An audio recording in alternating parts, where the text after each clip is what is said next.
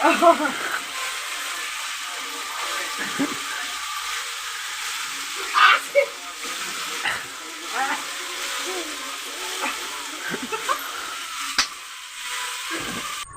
বন্ধুরা, তোমরা কেমন আছো? আশা করি ভালোই আছো। আমিও ভালো আছি। আজকে তোমাদের সামনে আর একটা নতুন ভিডিও নিয়ে চলে আসলাম। এই যে আমি এখন চান করে উঠলাম, এখন যা আছে এখন পর্যন্ত সিঁদুর পরিনি।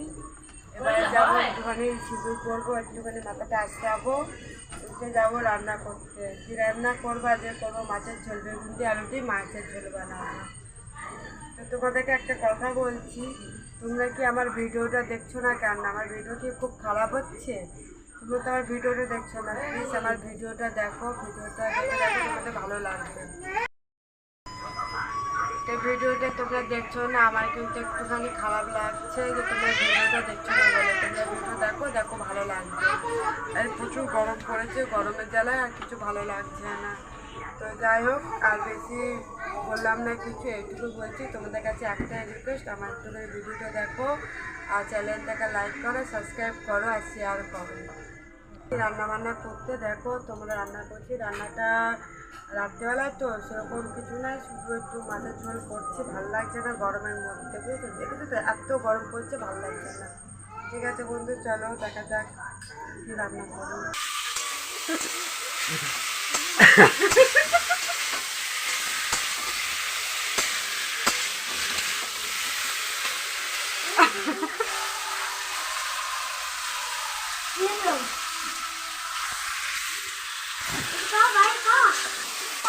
এই যে আলু দিয়ে বেগুন দিয়ে, এই যে বেগুন, এই যে আলু,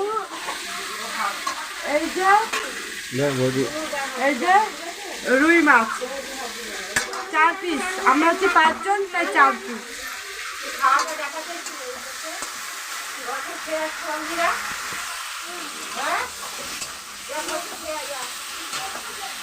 তো এখনো না ভালো করে বলো।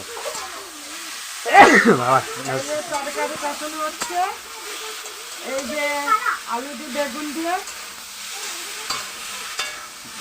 বলো আজকে আলু দিয়ে বেগুন মাছ বানাচ্ছি। আলু দিয়ে বেগুন দিয়ে মাছ বানাচ্ছে। এই যে মাছ, এই যে এত ঢেলে গেছি, আমার জামা ভিজে গেছে, তাই একটু গুছিয়ে বসছি, নাহলে প্রচুর গরম, থাকা যাচ্ছে না। কষানো হয়ে গেছে, এইবার জল ঢালছি।